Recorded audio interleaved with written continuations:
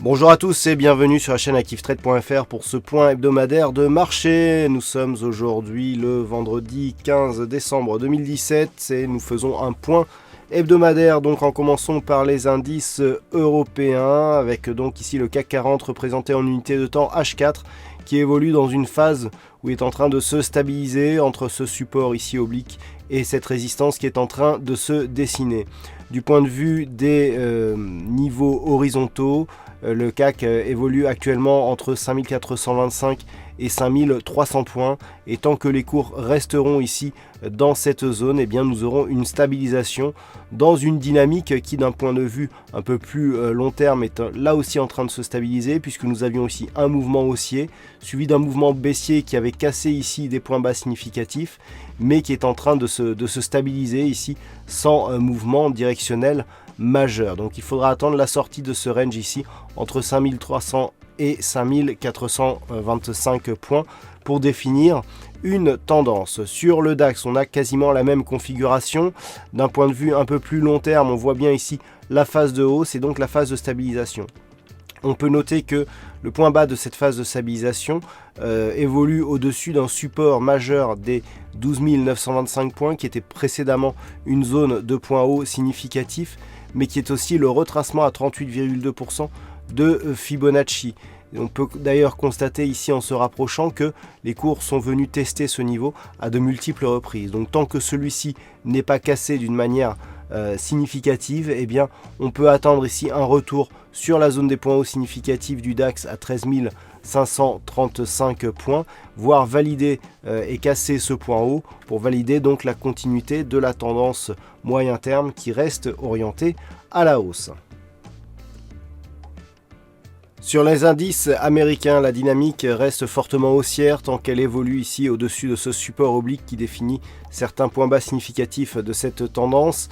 La zone de résistance des 2663 points a été cassée de manière assez brève, mais on est revenu ici sur cette zone de support. Malgré tout, la dynamique reste haussière suite à l'inscription de ces nouveaux points hauts significatifs. Mais on attend ici la validation de la cassure haussière de ces 2663 points pour valider la pérennité de la tendance. Du point de vue du Nasdaq, nous avons une configuration qui là aussi sur le moyen long terme reste haussière. On est revenu au contact ici de ce qui est pour l'instant le point haut significatif de cet indice à 6422 points, mais ce niveau a été testé mais n'a pas encore été cassé à la hausse. Les cours reviennent ici actuellement sur la moyenne mobile 20 exponentielle. Une rupture des 5422 points eh bien, nous donnerait là aussi un signal de continuité haussière tant sur la tendance moyen terme que sur la tendance court terme.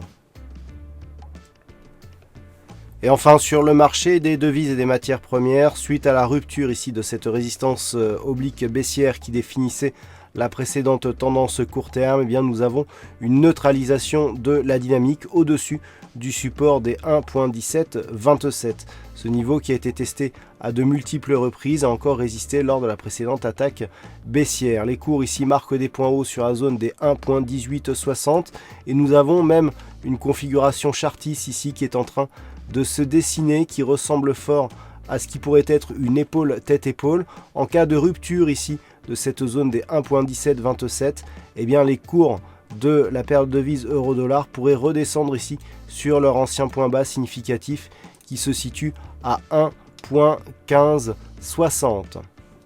Et puis sur l'or, suite à la cassure ici du support oblique qui définissait la précédente tendance haussière à un très court terme, on est revenu tester ici cet ancien support comme zone de résistance et puis on a cassé le support donc des 1265.50 pour venir tester le support inférieur des 1243.60. Suite à ce test, les cours sont en train de se stabiliser ici dans le range défini par ces deux zones horizontales, mais le fond de la dynamique reste baissière et le support ici ayant été fortement attaqué. En cas de rupture, eh bien, nous avons un prochain objectif qui se situe sur un support inférieur à 1218.50 $ l'once.